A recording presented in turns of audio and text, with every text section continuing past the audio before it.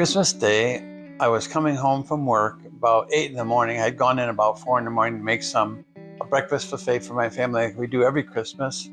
And I was bringing the food home. All of a sudden I noticed the truck kept going to the left. I'm saying, oh no, what a day to have a flat tire. So it kept correcting itself because it has that on the truck. Thank God there wasn't anybody on the road. So when I got home, I came into the house and my wife Cindy and my daughter Delaney were there. And they looked at me and they said, well, you don't look so good. And I said, I don't feel quite right. And they thought maybe because I'm type 2 diabetic that maybe my sugar was low or maybe I was dehydrated. But we did those tests and everything was fine. I drank some water anyways. I said, I'm going to lie down for a minute. Went to lie down. About 5 minutes later, I came out, I just don't feel right. And my daughter Delaney said, maybe Dad, you're having a stroke. So we started doing the tests, can you smile? Can you speak? Can you raise your arm? We passed all those tests. But at that point, they both agreed that we think you're probably having a stroke. Let's call 911. The ambulance rushed me out to Geauga Hospital. At that point, they weren't really sure if I was having a stroke, but they treated me like I was having a stroke.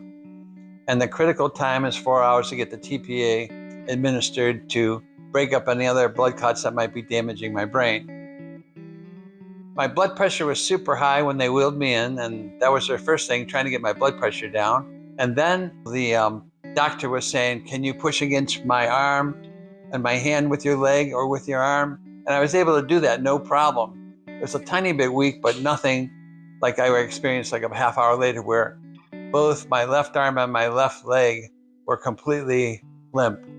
They felt like they weren't even connected to my body. They had me do a CAT scan. And at that point, they determined there was a stroke. And so that's when they started doing the rest of the work on me to help me to recover. So after being in ICU for a few days, then we went to the regular part of the hospital till they released me to rehab. So in speaking to the speech therapist at Geauga Hospital on our first session together, she was very informative, very helpful. And when asked if I was going to go to acute rehab or skilled care, she recommended I would go to acute rehab because it's more aggressive. The first day you're in there, you're going to rehab and physical therapy, whereas in the other option, it was less aggressive and more gradual movement into physical therapy. Shortly after that, we were transferred over to University Hospital's rehab over in Beechwood. An excellent facility with excellent people working there. And the first day we were there, we had an hour of physical therapy, an hour of occupational therapy, and an hour of speech. So every single day, 5 days a week, Saturday and Sundays, they usually gave you off. You were getting intense training. I was very lucky because a lot of times now, because of Medicare cuts and stuff, you're only allowed to be in there for 1 week, maybe 2 weeks. Well, we were showing such good improvement, and we asked the doctor, can he ask for an extra week? And they agreed. So we stayed there for 3 full weeks. And boy, it was life-changing as far as getting me to my next steps of coming home. The types of rehab they shared with me at the University Hospital's Rehab Center were amazing. Not only were the staff there amazing, but what they helped me do, and from even getting up and going into the bathroom, standing up again, because really, I remember at this time, my left leg was basically not there. There was nothing, no signals coming from anywhere. Same with my left arm. I think 7 days after being in rehab, I was able to walk like 20 steps or something. I was just amazed I was able to do that because I never thought I'd be able to use my leg again. They had all these different pieces of equipment that you're able to use.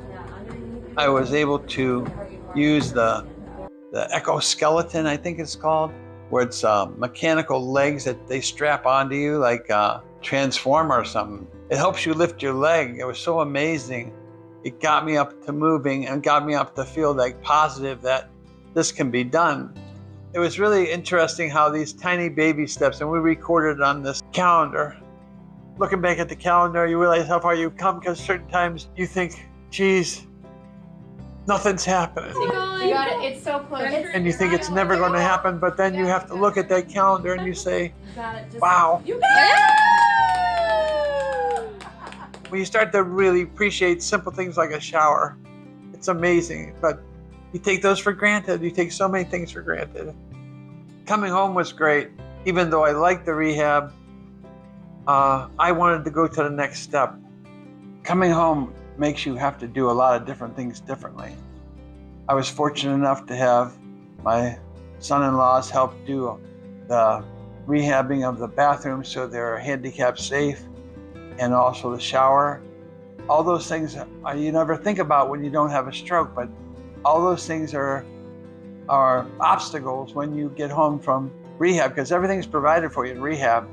But coming home, you have to be ready for that. We're trying to do at least 2 to 3 physical therapies a week, 2 to 3 occupational therapies a week, and at least 1 acupuncture. Luckily, we have a lot of family support that live in the area that come out and help. But really, the main burden is on my wife. She has to handle all that stuff and coordinate things and then continue with her regular life. So you had to find companies that work around her schedule. We teamed up with some excellent people, not just the ones that were supplied by Medicare, because you have to choose those too. But we chose a company for physical therapy called Limitless. The owner, Matt, actually comes to our house and helps me with it. He's been instrumental in getting me to the point where I'm walking now and enjoying going in and out of the house and doing all my daily chores to the best of my ability. And we also go to stroke recovery with Dr. Sharon Covey. She's the owner and runs the Center for Stroke and Hand Recovery, who really knows her stuff and cares about her patients, and is able to do the one-on-one recovery that's needed in rehab to get you back into full working order again.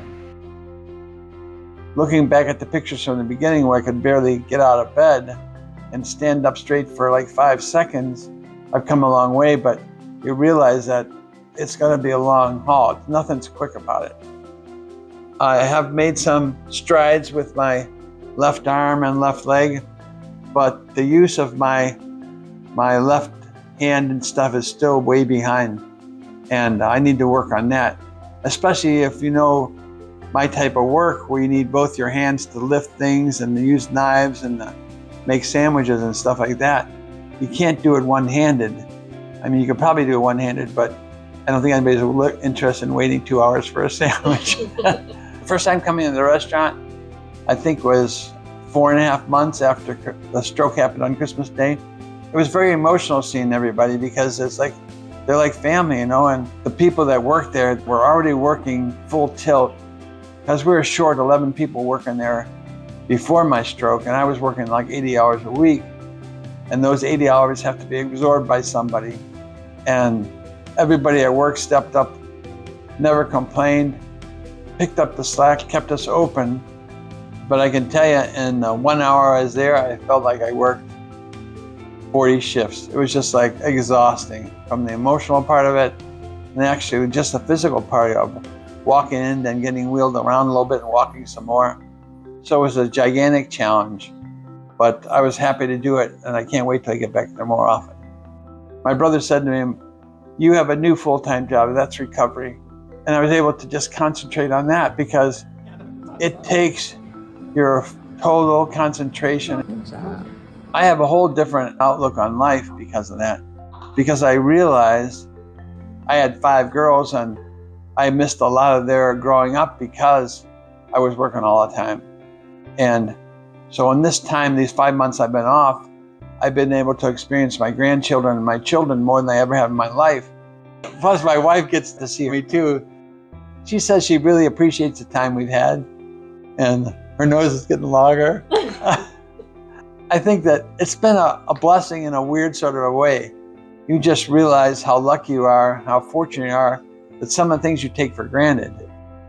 I'm sharing my stories because I realized that I really lucked out with my choices that I made after the stroke. Going to the right place for your rehab or for any sort of help with your stroke recovery is so important. I don't want someone else that gets into this situation to have to luck out. I would like them to have some more knowledge, maybe by just watching this tape or even calling and asking me something about it. That's what I'm hoping for. That's what I want people to know. I just wanted to take a minute here to say thank you for all the people that sent cards and letters and called and texted and took the time out to make sure that I was doing okay, keep my spirits up. And to all the people at work that continued to pull more than their own weight to make sure not only that I felt comfortable, but the customers felt comfortable and about coming in. And I just want to say thank you to them for all their extra hard work.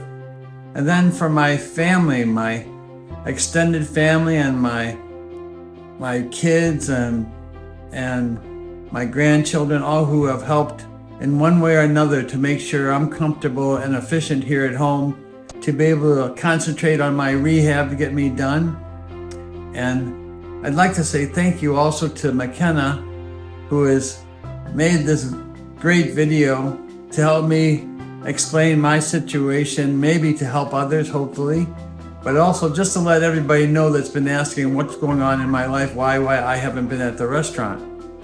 And then I like to also thank especially my wife Cindy, who has taken care of me 24/7 throughout all of this. And without all these people and all these well wishes, I know that I would have been more behind in my rehab, because it takes the team to help people recover. Because a stroke doesn't just affect me, it affects so many people. And that's something to always remember, that everyone puts forth an effort to have someone recover from any sort of illness. And to have that close-knit group around me has been absolutely amazing. Thank you all so very much.